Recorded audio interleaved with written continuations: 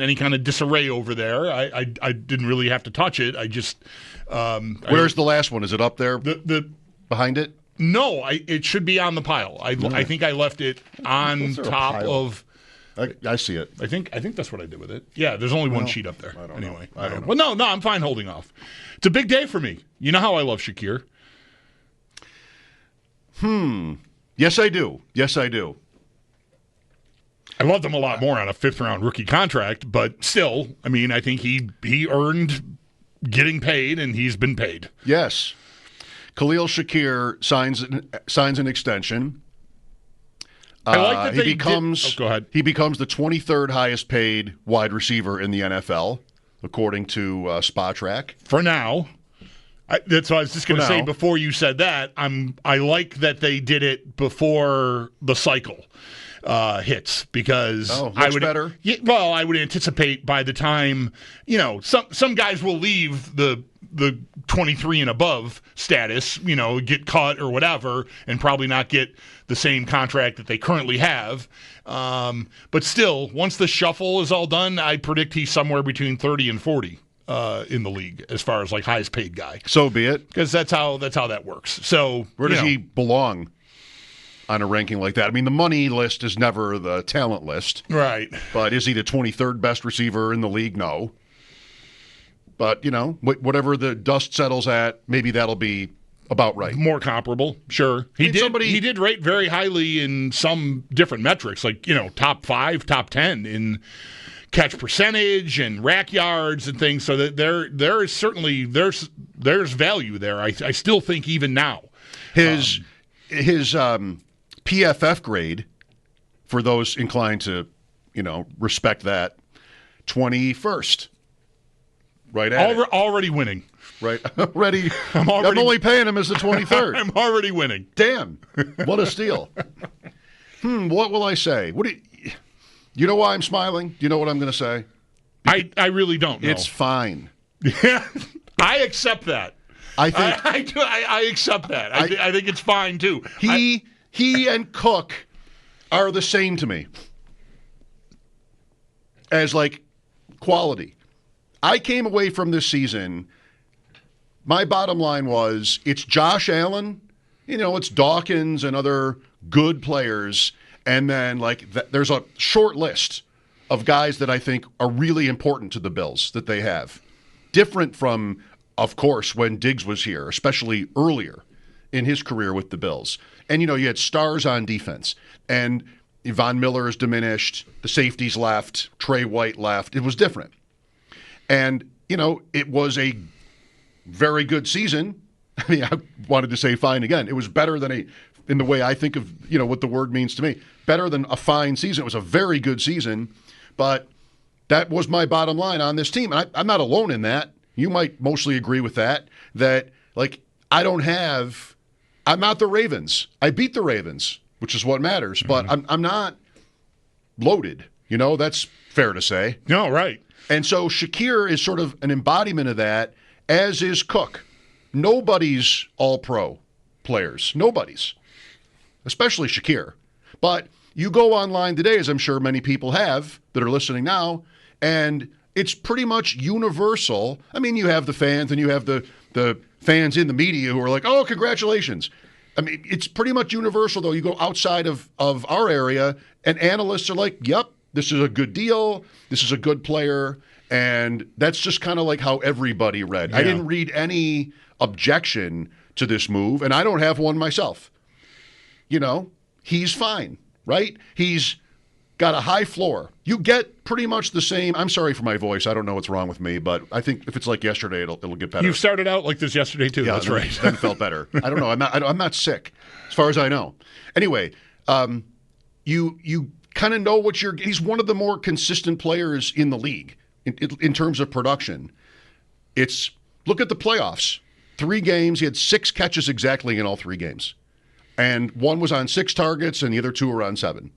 And it's, fair 50, 60 yards, no touchdowns. That's what you get from Shakir. And while he was a value in the draft, and there's a lot to like about him and his importance to the team, they don't have any wide receivers who are better right now than Khalil Shakir, it's still only like here. Mm-hmm. I'm not getting touchdowns. I'm not getting big plays. He still is. He is your slot receiver, is what he is, and that doesn't have to necessarily limit any of the things that you just mentioned, but it's just different than, and it's valued, I think, differently than an outside. Cole Beasley was thought of as the best slot receiver in football when the Bills signed him the first time.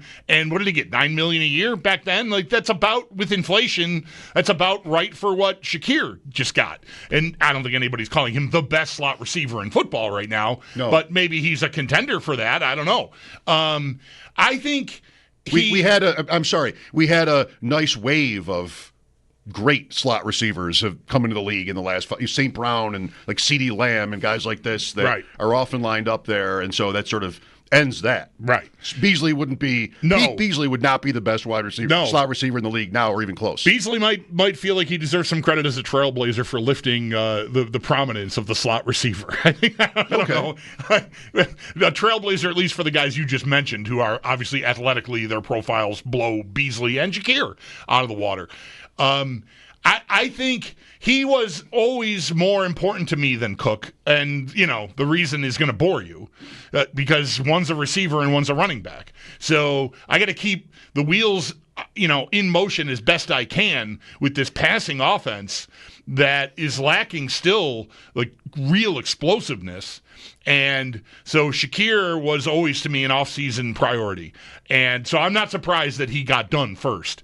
Cook was the one making noise. And I guess maybe if I was a running back, or my son was a running back, or my brother was a running back, I might tell him to make noise, because you probably have to make noise in order to actually get anywhere contractually in the NFL, even with last year's sort of running back renaissance we experienced. Whereas receivers, they kind of can't wait to pay receivers, the league.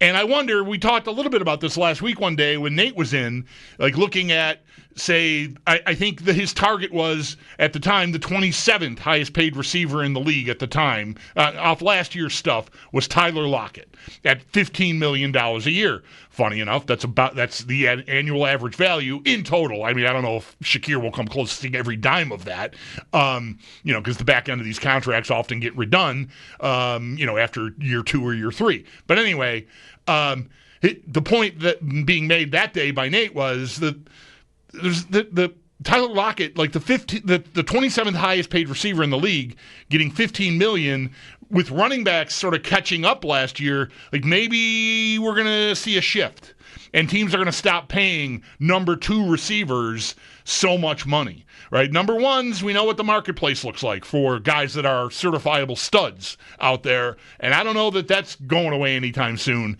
but it might be that teams will start looking to find shortcuts and cut corners when they're looking to round out. Because if you're paying the top end so much more, it stands to reason that someone somewhere in the pecking order, you're going to get squeezed out and not be able to afford to pay your 2 or 3 receiver that much money to keep a fleet of guys on the field. The Bills had the benefit right now of not having one of those guys. That's one way to look at it. That's one way to look at it. We'll see if they do anything about that in the offseason. I'm not anticipating that they will. Well, there are a lot of interesting things here, and that's one of them, is whether or not this doesn't really have to work like this, but would the Shakir contract have you sort of have it decided for you that nobody's coming in over the top this offseason of him? I might have thought, even if they didn't get Shakir done, that they wouldn't sign a receiver to $20 million or more. Now that would exceed what he's getting, but I feel like, you've mentioned Hollywood Brown, and I got to admit, like, looking at the marketplace and reading that maybe Josh Allen likes him, all right, $7 million bucks. Like, let's try that, right? Does he get more than he got last year? This is Brown? Yeah. I didn't know the Allen. While you were away last week, there was Don't the Bills give Allen everything he wants? Some attachment of Allen's name to liking Hollywood Brown. Okay. I have not thought about him seriously for this offseason. I liked the idea last year, and I have brought his name up because he's up, and the wide receiver list is pretty weak. But I have not – that's what I meant before. Like, I didn't expect if the number was going to be $20 million, then it was $20 million. I didn't expect the Bills, and still don't. And I guess I'm a little bit more convinced they won't, to sign a receiver this offseason for $20 million. Part of it is who would it be?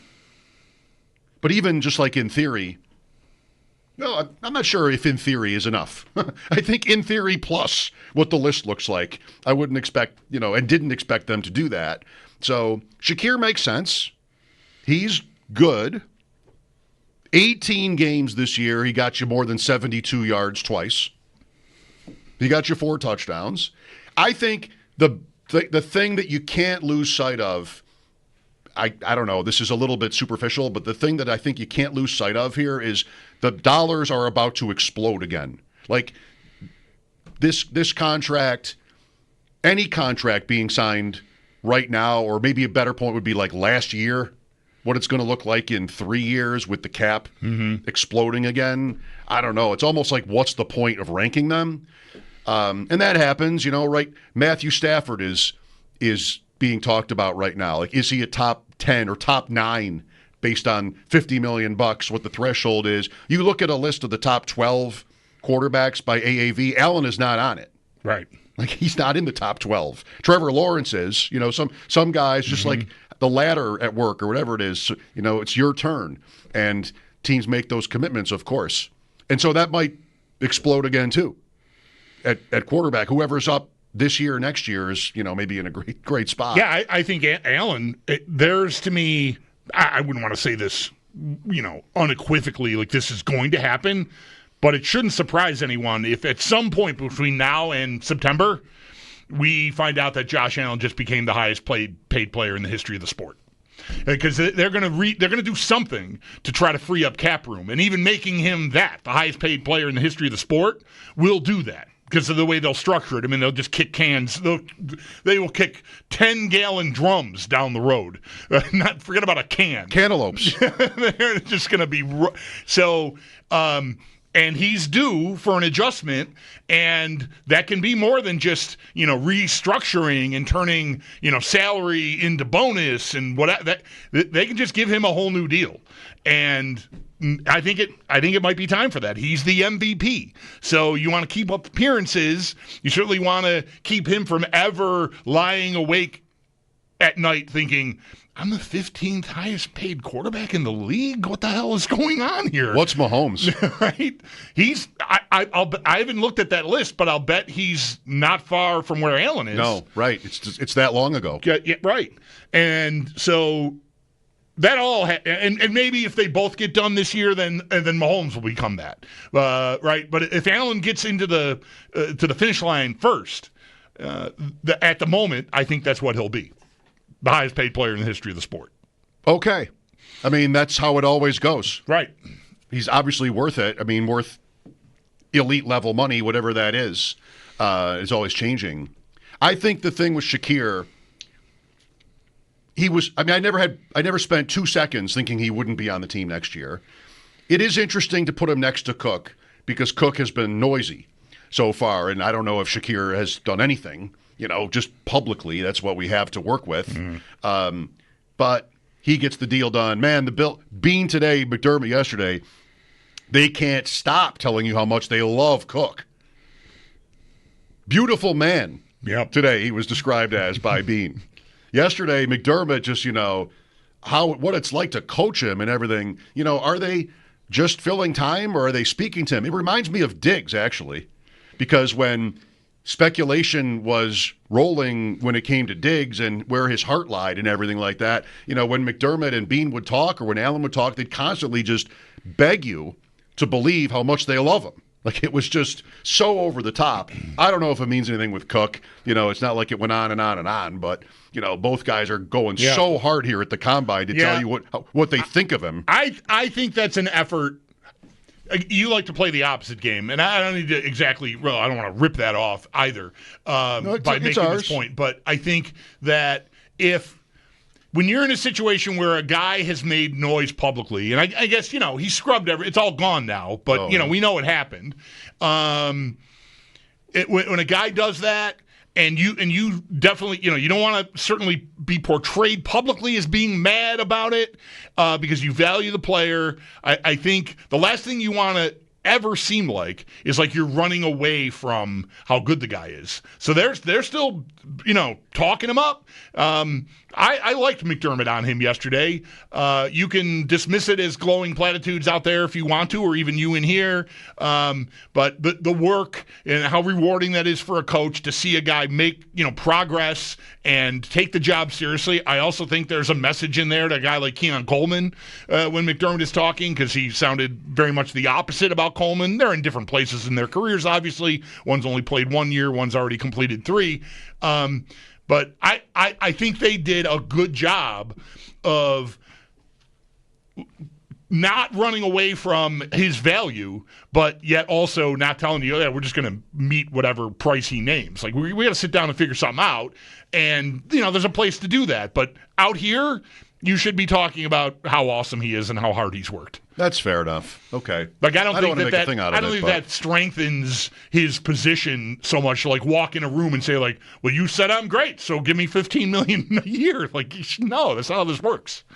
Well, I don't know if this changed for you last week, but I might predict Cook comes a little bit close to that in the end, because they will sign him, and the cap is going to go way up again. Like, this is going to just be every time with one of these, that's going to be said, and I think it's right to point out. And, the way Mike Giannitti talked about it from Spot Track, you can do 3 or 4 years right now and get him to 10, and that's kind of like market rate, and it's not going to probably take him past his prime or past the point of his being effective. Like, he's a core piece. And if all the things are true about his being coachable, and obviously we know what his production was, then maybe that's where we land. That really depends to me on how, because a part of that from Mike a couple weeks ago from Spot Track you're referencing was like, you can get, the dressing on the side here will be, 4 years, $60 million. I got my $15 million a year. But, like, how much of that is really going to be seen? Like, is it ostensibly a 2-year, $22 million contract? What does the player want? Does he want the news conference where that, and Adam Schefter and Ian Rappaport tweeting where he got $15 million a year? Quote unquote, $15 million a year. If that's what he wants, okay. Maybe you can figure that out and not ever really give him $15 million a year, but it sounds like he got it, and maybe that's a win for the player. If he really wants $15 million a year, I don't think he's ever going to get it here. Like, I don't predict over the next 4 years the Bills are going to give him $60 million ever. Well, I might agree with that, but yeah, I think you could get that other stuff. Right. Numbers and if that normally would blow your mind. Right. Because it's a running back. You can go all the way back to Le'Veon Bell. Like, that was the big problem. Like, you would hear what the contract offer was, but, like, his comeback was always, the guaranteed money doesn't really add up, and, like, this is not worth the paper it's written on. And, he played his cards the way he played them. I'm not as quick to assume go ahead. Sorry. He didn't get crushed. He lost a year. Yeah. It's not a success story, but he did get a deal from the Jets. Yeah. I'm not as quick to assume that they will get something done with Cook. Okay. Because I do think, like, if he is really unwilling to be as flexible as I just described about the window dressing of the contract, and really wants nuts and bolts, $15 million. They're always going to have, like, he's under contract for another year, and the franchise tag is out there. And, like, look, if it does get contentious, this is not to predict it will. I'm just not assuming that it won't, because to me it could. With the way it started, I think it could, because Cook did not have to fire the shots he fired, but he did. So I think there's still some chance that the Bills could just say, okay, all right, let's just leave that for now. We got other guys that we got to pay, and we can't agree with you, and, your move. Yeah, well, I mean, that's not going to be – I'm not going to say that this has to be done by the draft or something. Like, I don't think it's that sort of urgency. Right. So if it does go into the summer, then it does. But that's, being a good negotiator. They really don't need to do anything before that. They don't need to do anything, well, at all, arguably. We'll see if I want to stand on that square for too long. 803-0550 for your calls. I think the bottom line on Shakir is it's good for him. It makes sense. It's fine. Are the Bills going to do anything more about their offense? Assuming Cook is back, Shakir is back, Kincaid is back. I mean, he's under contract. So is Knox. I thought maybe when the season ended, Knox could be vulnerable. McDermott went on about how important he is, and, that would be weird now.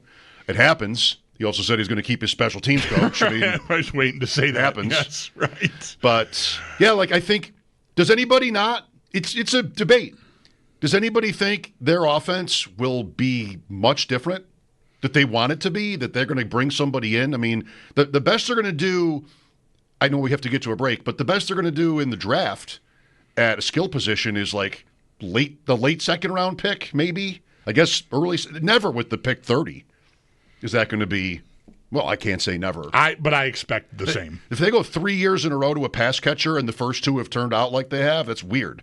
Yeah. And their defense kind of got the defense lost. needs some attention. Yeah, so it could happen, but I would not bet on it.